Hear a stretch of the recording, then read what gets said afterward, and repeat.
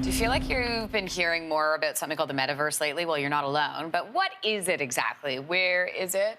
And is it somewhere that you want to go? Joining us now with a Metaverse 101 is media and tech consultant Mohit Rajans. Welcome. Nice to see you again. Nice to see you as well, Lindsey. Let's start with the basics. Okay. What is the Yes. Metaverse and why should we care? Well, actually, I love describing this because more often than not, we have to start with what it's not. The Mm. metaverse is not one place.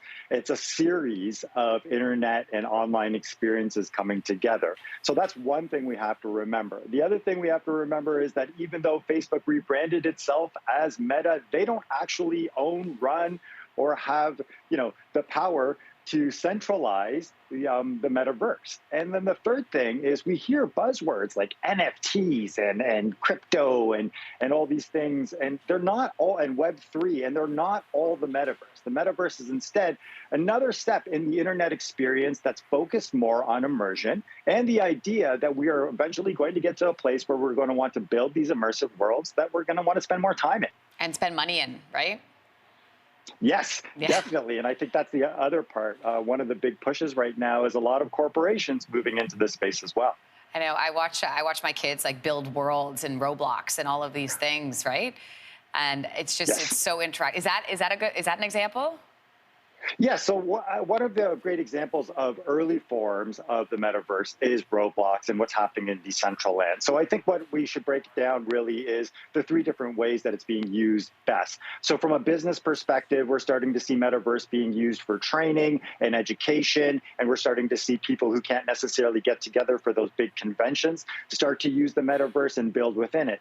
From an education and entertainment perspective, you had it bang on. Roblox is another great Mhm. example. Decentraland is another great example. But they're at the early stages of building the metaverse. So remember, when it comes down to Gucci and Nike and all those places wanting to get in, they know that your kids are in Yeah. Roblox and they're taking the best of that information and trying to build business around it. I find it absolutely fascinating. But then as a parent, of course, my question, the next one is it safe? Like, how can we keep an eye on all of this with our children?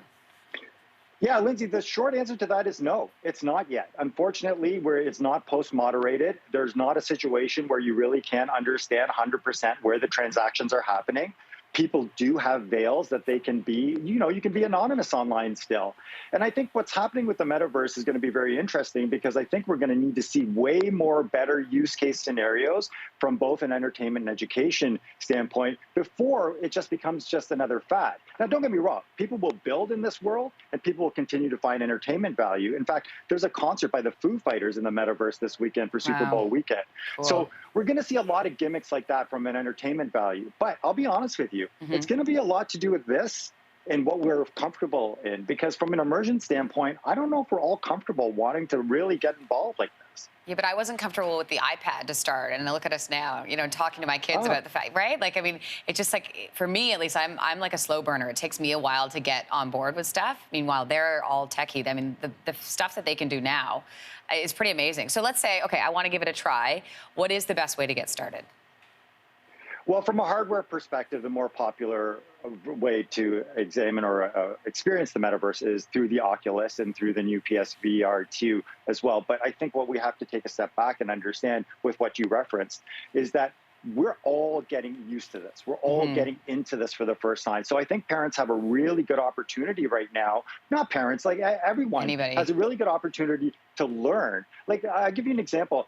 My parents grew up in a country that they might not be able to see the same way as kids, as they did as kids. The metaverse is going to be able to create some of those environments to help with history a little bit and help with Mm. documentation. Imagine it's Black History Month. Imagine being able to go to the Smithsonian and learn a little bit Yeah. about what's happening virtually. And I think those are the worlds I'm excited about that's happening in the metaverse. The concerts, et cetera, the gimmicks, the NFTs, all that stuff will continue to follow. But I'm more Yeah. excited about what it's going to do for education and entertainment. Yeah, and access to information. I think COVID certainly has propelled that forward. Mohit, it's always good to talk to you. Thanks so much for breaking this down. Oh, my pleasure. Have a great one.